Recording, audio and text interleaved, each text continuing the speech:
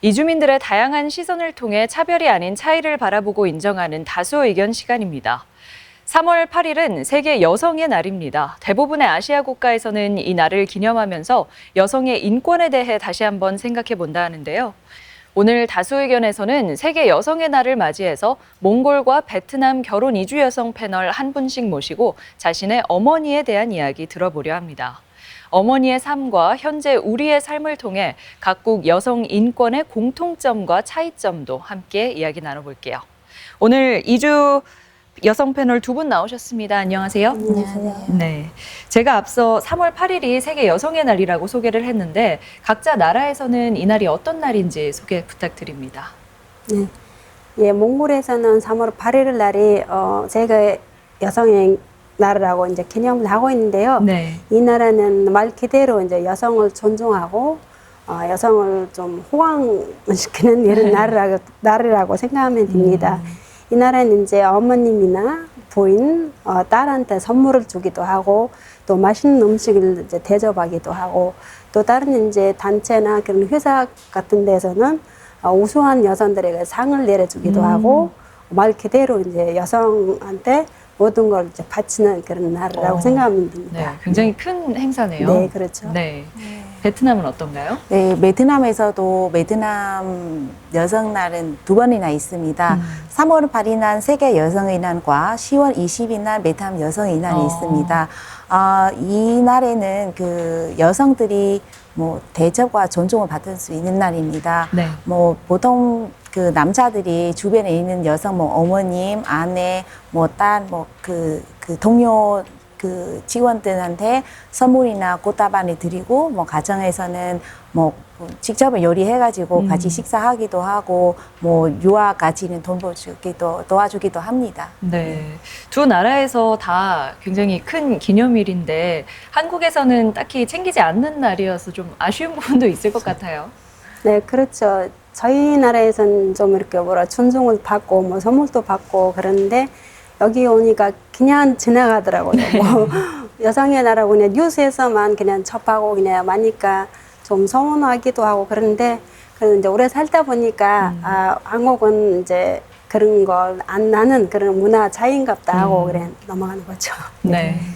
김지연 씨는 어떠세요? 저도 처음에 좀 많이 서운했어요. 베트남에서는 여성의 날에 뭐 여성한테 뭐 선물이나 챙겨주지 않으면 굉장히 서운하거든요. 근데 한국에서는 뭐 그 공공기관에서 기념 행사만 지지만 뭐 가정에서는 뭐 남편이 선물 주거나 따로 챙겨주는 건 없다 보니까 처음에 좀 서운했어요. 네. 근데 지금 그나마 익숙이 돼서 그냥 두 분 다 마지못해 받아들이셨네요. 네. 어쨌든 오늘 세계 여성의 날을 기념해서 이제 각자 어머니 이야기를 좀 해보려고 하거든요. 네. 두 분 어머니는 다 고국에 계시나요? 네. 저희 어머님은 그 1953년생이니까 올해 연세는 68세입니다. 네. 어머님 이야기로는 옛날에 그 고등학교 마치고 정부에서 운영하는 회사에서 취업해서 일을 했습니다.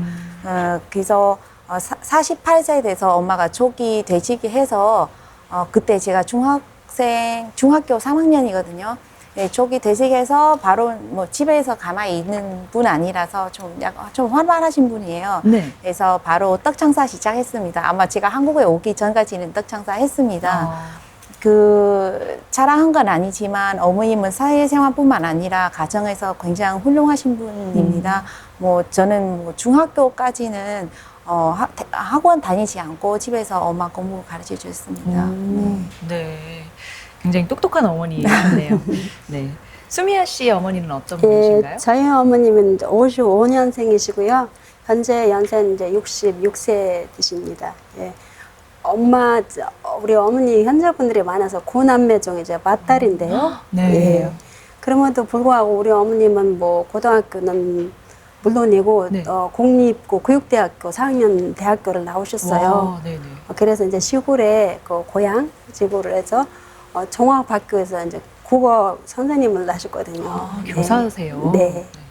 그래서 그때 당시를 이제 보면 그 나라가 이제 공산주의 나라였고 해서 네. 부산구역인데 그래서 우리 어머니 세대분들 보면 이제 그런 교육 받으신 분들이 좀 되게 많아요. 아. 예. 그래서 네네. 이제 아까 말씀드렸듯이 어머님 그 현재분들이 많으시다고 하시잖아요. 그래도 구 남매가 다 뭐 대학교 나오시고 전부 다요? 네. 그게 가능하군요. 네, 의사고 선생님 그런 직업을 이제 각자 다 갖고 계십니다. 그래서 네. 교육열도 아주 높고 그래서 교육을 많이 받으신 것 같아요. 우리 아버지께서도 이제 종합학교에서 체육 선생님이셨어요. 예. 근데 수미아 선생님 집안이 특별한 게 아니라 이게 사회적인 분위기가 그때 당시에도 이미 그랬다고요? 네, 그런 것 같습니다. 예, 네, 그게. 그렇군요. 네, 보니까 두 분의 어머니 다 1950년대에 출생하셨는데 네. 김지연 씨 어머니는 어떤 편인가요? 교육을 잘 받으신 편인가요? 뭐 보편적인가요? 네, 베트남에서는 뭐 1975년까지는 전쟁이었습니다. 네. 그래서 보통 저희 어머님 같은 나이는 그 교육을 못 받으신 분은 굉장히 많습니다.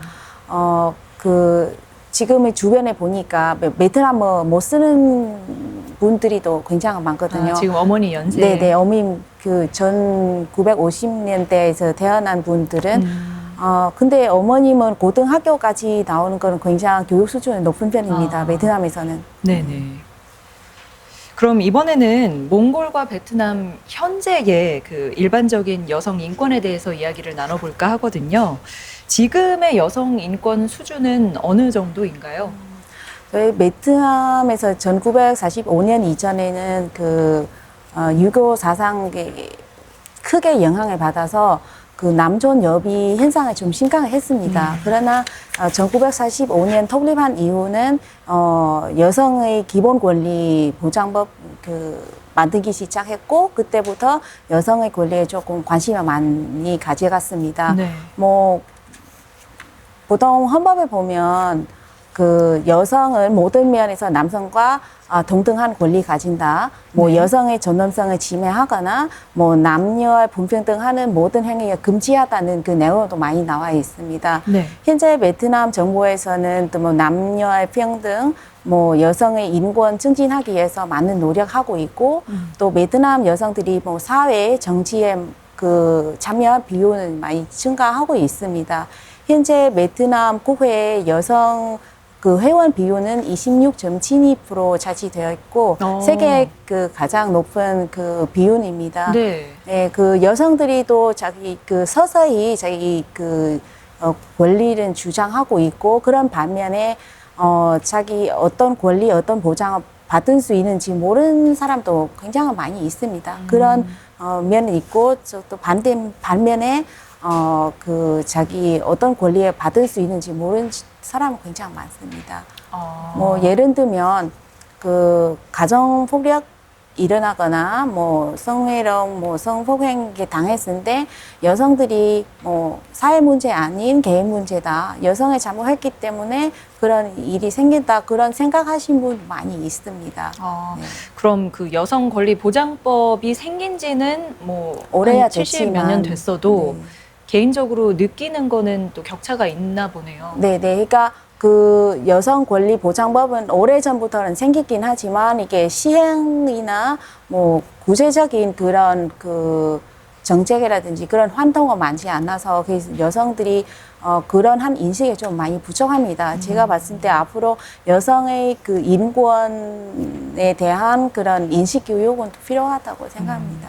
그럼 아직까지는 나아지고 있는 단계라고 네, 볼 수 네. 있는 것 같군요. 네. 몽골은 어떤가요? 예, 최근에 몽골에 있을 때는 그 여성 인권에 대한 건 이제 거의 모르고 살았는데요. 이제 네. 한국에 와서 요즘 이제 보니까 여성 인권에 대한 이야기들 이제 많이 하고 있는 추세인데요. 네. 그렇게 인권이라고 이야기하려면 그 남녀 평등에 대해서 이제 이야기해야 될 것 같더라고요. 그 생각해봐야 될 것 같더라고요. 그래서 이렇게 이런 면에서 보면 전통적으로 이제 몽골에서는 그 전쟁이나 뭐 천치 문제로 해서 이름을 남기는 여성분들이 많아요. 대단한 여성들이. 그래서 그렇게 보면은 몽골에서는 이제 사회 진출이냐, 사회 참여도 이런 면에서는 몽골 여성들이 지위가 높다 이렇게 생각하면 될 것 같아요. 네. 그렇군요. 네. 조금 엉뚱한 상상이기는 한데요. 만약에 그 두 분의 어머니가 그 시절 한국에서 태어나셨다면 삶이 어떠셨을까요? 더 나았을까요? 어땠을까요? 제가 봤을 때 엄마가 물론은 엉뚱한 상상이지만 엄마가 한국에서 태어날 수 있더라면 아마 지금 정치인 된 줄도 몰라요. 왜 그렇게 생각하세요? 이제 워낙 그 성격도 활발하시고 사회생활도 좀 적극적으로 참여한 편이라서 아마 한국에 있으면 또 조금 더 공부해서 많은 뭐 정치나 사회에도 참여해서 활동하지 않는가 생각이 듭니다. 아무래도 베트남은 전쟁이 좀 길었기 네. 때문에 그렇게 느끼시는 것 네, 같은데요. 네. 그런데 저는 금지어 지역은 반대예요. 왜냐면 그때 당시 한국 사회를 이제 생각해 보면 좀 이제 어렵고 살기가 힘들었을 것 같아요. 네. 이제 한국 전쟁도 있고 그 후에 이제 막 발전하려는 그런 단계니까. 네. 그래서 만약 우리 어머니 현재분들도 많고 또 밭딸이다 보니까 아무래도 막 뭐 대학교까지 배우기가 힘들었을 것 같아요. 네. 좀 어려웠을지 않을까. 그래서 다행히 몽골에 태어나셔서 그래도 이제 교사까지 이렇게 하셔서 직업을 가져서 좋은 일이다 이렇게 생각합니다. 네, 그것 자체도 대단하지만 심지어 구남매의 맞이라고 하셨잖아요. 네, 그렇죠. 네. 한국에서는 네, 굉장히 독특한 케이스가 됐을 것 같아요. 그렇죠. 네. 네, 그 한국에서 생활을 하시면서 각자 오신 나라와 한국의 그 여성 인권의 차이점을 느끼신 적도 있나요? 네. 제가 그 13년 전에 한국에 처음 왔을 때 한국은 베트남보다 가부 장제 문화가 좀 더 심했다고 생각을 했어요. 네네. 그러니까 그 주변에 사는 한국인들을 보면 결혼하고 나서 주로 집에서 아이를 양육하고 살림만 했습니다. 뭐 경제적으로는 남편한테 의존해야 되는 상황이기 때문에 안 그래도 그 가정의 경제 주도권이 없다 보니까 많이 힘든 그 경우가 많이 있습니다. 네. 근데 그 다문화 가정을 보면 저도 다문화 쪽에서 있다 보니까 네. 다문화 가정을 보면 남편분들이 시키는 대로 아내가 순수하게 따라해 주기를 원했고 실제로 또 요구하는 경우도 많이 있습니다. 물론 베트남에서는 가부 장제 문화 없는 건 아니지만 그래도 한국과 다르게 여성들이 결혼하고 나서 집에만 살림하고 아이는 양육을 하지 않고 나가서 인도하고 사회생활을 해서 심지어 남편의 월급까지 관리해가지고 주도권을 가졌습니다. 그러니까 가정 안에 무슨 일이 있으면 꼭 아내하고 상의해서 오히려 견정 내리는 사람은 아내분이 그 대다수이거든요. 네. 근데 그러나 최근에 한국에서 그 여성의 인권 정책은 많이 마련되고 또 그 많이 그런 교육은 해가지고 여성들이 더 많은 혜택은 보고 또 인식이 또 개선이 돼서 사회에 지금 적극적 활발하게 참여해서 오히려 지금 그 여성 위치는 베트남보다 더 높은 것 같습니다. 뭐 예를 들면 뭐 그 유아 양육제도, 임신, 출산 그 제도가 잘 되어서 출산하고 나서는 아이에게 맡기거나 이게 부담 없이 아이 좀 그 어린이집 유치원에 보내서 엄마가 편하게 경제 활동할 수 있어서 또한 가정폭력이 일어났을 때 바로 이렇게 그 보호받고 지원 받을 수 있는 그런 제도가 너무 좋아서 지금 오히려 인권을 많이 높아진 것 같습니다. 네, 뭐 그 인식까지는 모르겠지만 어쨌든 10년 전과 비교했을 때 제도적인 측면에서는 빨리 개선되고 있다는 네, 말씀 해주셨는데요. 네, 네. 수미아 씨가 느끼기에는 어떤가요? 제가 이제 한국에 시집 와서 살다 보니까 그 남녀 차별을 좀 많이 느껴보는 것 같아요. 예. 몽골에서는 남자나 여자나 뭐 교육 수준이든지 뭐 사회 참여도 그런 사회 진출 그런 문제 등에서는 뭐 남녀가 별 차이 없이 이렇게 다 같이 이렇게 가는데, 근데 한국에서는 남성들이 이제 사회적으로 앞장서거나 좀 이제 높은 지위에 있고 또 이제 맡는 역할들도 많고, 이제 반면 여성분들이 좀 집안일을 돌보고 이제 아이 육아 그런 것만 돌보고 뭐 사회 활동하고 싶어도 못하는 그런 경향들을 많이 본 것 같아요. 예. 그러니까 몽골은 딱히 그런 차이가 나뉘어 있지는 않다는 예, 거죠. 그렇죠. 예를 들면 뭐 둘이 이제 맞벌이 했을 경우에 남자가 먼저 와서 밥하고 뭐 설거지 하는 건 절대 그 이상한 일이 아니거든요. 근데 한국에서는 그렇게 하면 조금 이상한 눈치로 보죠. 예. 그렇죠. 아직까지는. 네. 예, 그런 면에서 보면은 한국엔 좀 여자가 약하다, 힘이 없다 그런 인식이 아직도 있는 것 같아요. 특히 이제 시골 같은 그런 시골이요? 곳에서 예. 시골에서 보면 좀 그런 자별이 아직도 남아 있는 것 같아요. 네. 어쨌든 두 분 다 한국에서 이 남녀 차별이 뚜렷이 느껴지는 부분이 있었다고 이야기하시니까 좀 네. 씁쓸하기도 한 것 같습니다. 네, 마지막으로 자신의 어머니가 해주셨던 말씀 중에 이 삶의 지침이 되는 말이 있다면 해주시겠어요? 네, 보통 어머님들이 그 딸한테 뭐, 말도 이쁘게 해야 되고, 집안일도 잘해야, 그 시집이 잘 간다고 그런 말씀을 많이 하시는데, 저희 어머님 그런 말씀은 크게 뭐 강요하지 않았습니다.